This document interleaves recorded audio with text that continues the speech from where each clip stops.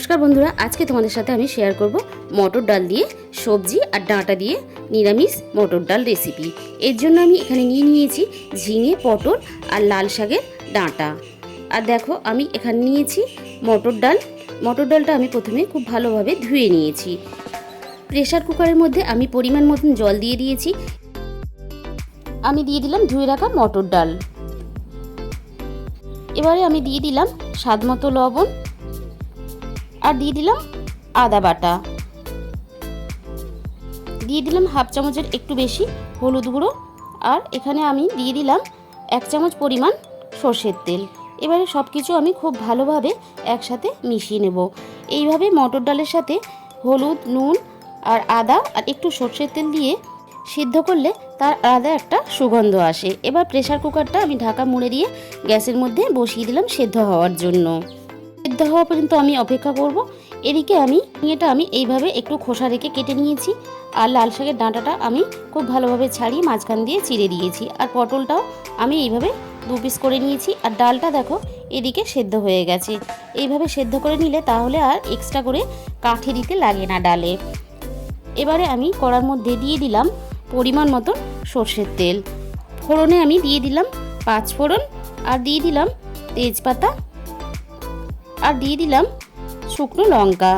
এবার ফোড়নটাকে আমি 10-12 সেকেন্ডের মতন এইভাবে একটু ভেজে নেব, ফোড়নটা দিয়ে সুগন্ধ আসা পর্যন্ত। আমি দেখো এরপরে দিয়ে দিলাম পটলগুলো এবার হালকাভাবে এইভাবে আমি নাড়াচাড়া করে নেব। এরপর আমি দিয়ে দিলাম কেটে রাখা ডাঁটাগুলো। এবার আমি ডাঁটাগুলো হালকাভাবে 2 থেকে 3 মিনিট এইভাবে ভেজে নেব।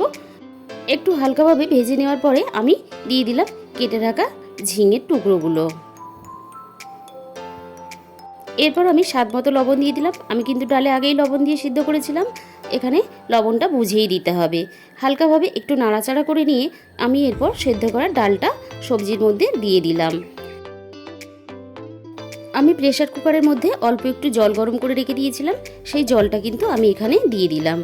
এবার আমি ডাল আর সবজি সব কিছু একসাথে খুব ভালোভাবে মিশিয়ে দেব। আর দিয়ে দিলাম 2টো চেরা কাঁচা লঙ্কা, আর আমি দিয়ে দিলাম একটা ছোট টমেটোর অর্ধেকটা আমি এখানে দিয়ে দিলাম, আর দিয়ে দিলাম 1 চা চামচ পরিমাণ জিরে গুঁড়ো। এবারে দিয়ে দিলাম স্বাদ মতন মিষ্টি। মটর ডাল একটু মিষ্টি মিষ্টি হলে তবেই ভালো লাগে খেতে। এবার সব কিছু আমি খুব ভালোভাবে মিশিয়ে দেব, আর আমি খুব ভালোভাবে ফুটতে দেব। আর ডাল মাঝে মাঝে ফোটার সাথে সাথে আমি এইভাবে খুন্তি দিয়ে নাড়তে থাকবো। এইভাবে খুন্তি দিয়ে ডাল ফোটার সাথে সাথে নাড়তে থাকলে কিন্তু তার স্বাদ হয় আরও সুন্দর। আজকে রেসিপিটা তোমাদের যদি ভালো লেগে থাকে অবশ্যই ভিডিওতে একটা লাইক করো, আর প্রচুর শেয়ার করো। আর নতুন বন্ধুদের কাছে আমার অনুরোধ রইল আমার চ্যানেলটাকে সাবস্ক্রাইব করে পাশে থাকার জন্য। তাহলে দেখা হবে অন্য কোনো রেসিপির সাথে। সবাই ভালো থাকবেন, সুস্থ থাকবেন, সাবধানে থাকবেন।